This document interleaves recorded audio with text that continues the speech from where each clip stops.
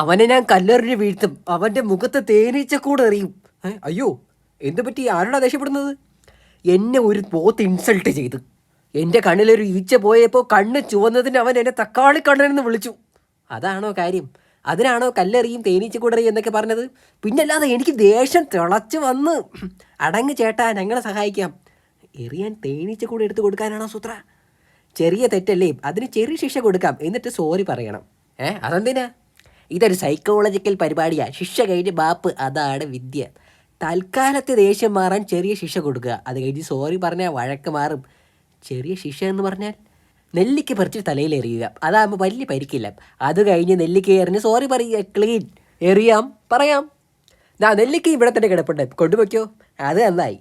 താനിതൊക്കെ എവിടെ നിന്ന് പഠിച്ച് സൂത്ര? ഇതൊക്കെ എന്ത്? പോയിച്ചേ പോ. ഇതൊരു ശല്യമായല്ലേ. പുള്ളി ബേസിക്കലി ഒരു ദേഷ്യക്കാരനാ. ഈച്ച കാരണം പിന്നെയും തക്കാളിക്കേണ്ടി വരുമോ? ശിക്ഷ, അത് കഴിഞ്ഞ് മാപ്പ്. നിന്നെ ആദ്യം ഞാൻ ശിക്ഷിക്കും, നെല്ലിക്ക ഏറും, അത് കഴിഞ്ഞ് സോറി പറയാം. Sorry sorry. സോറി പറഞ്ഞിട്ട് വിടുന്നില്ലല്ലോ സൂത്ര.